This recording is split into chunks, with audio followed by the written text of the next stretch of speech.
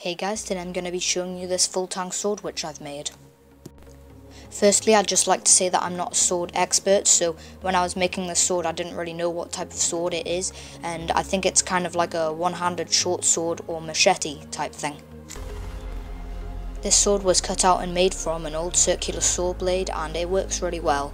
The reason that I made it from an old circular saw blade was because I didn't need to heat treat it since the steel was very hard, and I think heat treating a sword is probably the hardest part because the blade is so large it's very hard to heat it up evenly. My friend got the saw blade from an old sawmill and it was very old and warped and rusty, but it still made a really good sword, and he got it for free. So firstly I'm going to show you how I made it, and then I'm going to show you testing out on different pieces of wood and stuff like that. So firstly, me and my friend cut out the rough basic shape with an angle grinder, and then we started to grind it down to a more precise shape. Once that was done, I took it home and started to polish off some of the rust with my belt sander. This is what it looks like only after a small amount of time polishing. This shape on the bottom here, on the bottom of the handle, is just like a small little extra knife which was actually made from one of the teeth of the circular saw blade because it was a really large blade. In this clip you can see that it's actually really sharp and it can quite easily carve wood.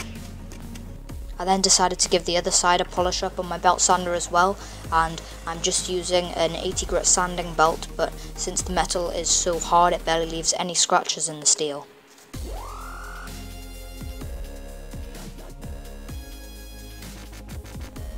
Once it's done, I've got out most of the pits and inclusions in the steel, and all of the other ones near the blade side are probably going to be taken out while I'm grinding the bevel. I also polished up the spike on the bottom so that it was really shiny. Here I've taken a Sharpie pen and I've coloured the whole of the front of the blade in with the pen, and then I've got a small diamond file clamped up in my vise, and I've got it to set on halfway 2mm above the 4mm thick metal, so then when I slide the metal up and down it's going to draw a line directly along the centre of the end of the blade, and that's going to be for grinding the bevel. This is what the blade looks like after that, and I've also ground the bevel halfway so that it meets on that line all the way down. I was grinding the bevel using my belt sander with an 80 grit belt.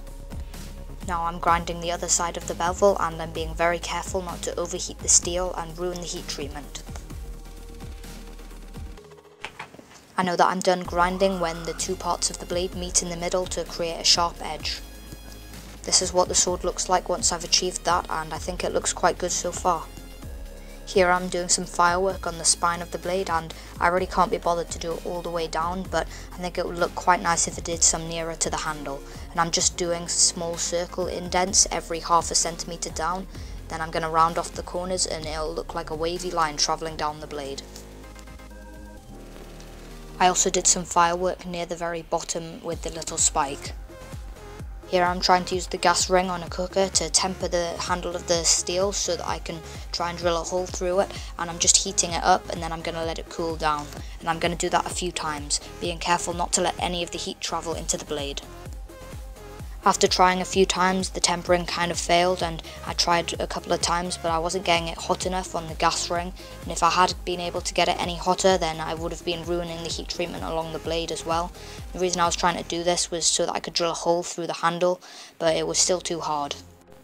Since I'm unable to drill through the handle, instead of pinning it, I'm just going to glue it on with some strong epoxy, so I'm just going to draw the handle shape onto some 18mm thick mahogany. Once it's all cut out, I then chop it in half with a handsaw and then glue it on either side using strong epoxy glue. Using rasps, files and a Dremel tool, I can then shape it down to the basic shape of the outline of the steel. I quite like using Dremel tools because they leave a really smooth surface on the steel. Here I'm shaping down the handle even more using rasps to try and make it a more comfortable handle. I'm then also going to be smoothing it out using files and a Dremel tool. I'm basically just shaping it the same way as I would with a slingshot, since it's a very ergonomic handle on a slingshot and it's got the same forces applied as to when you chop something with a sword or a large knife. Once that's done, this is what the handle of the sword looks like, and the Dremel leaves such a smooth finish that I don't really have to do any sanding at all. The handle can then be oiled with some boiled linseed oil, and I think it looks very nice now. Now I'm going to be making the sheath which is going to protect the blade of the sword. Using some 4mm thick plywood, which is the same thickness as the steel of the sword blade, I then cut out a U shape which is going to sit over the sword blade. I then cut out a piece the same size but without the middle piece cut out, and then I can glue it on either side.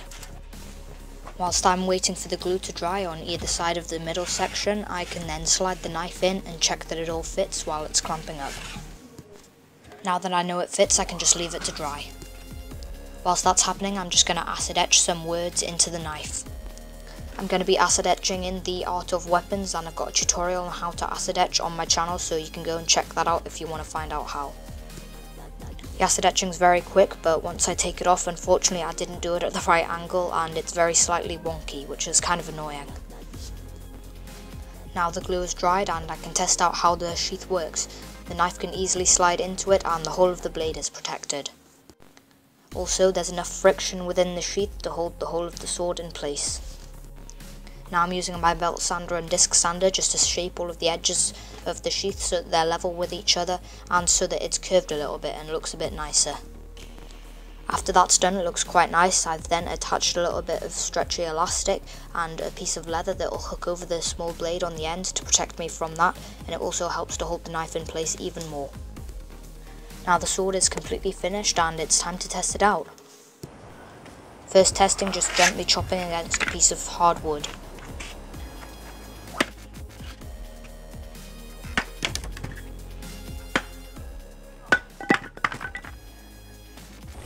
That worked well. Now I'm going to test it against some bigger and better pieces of wood.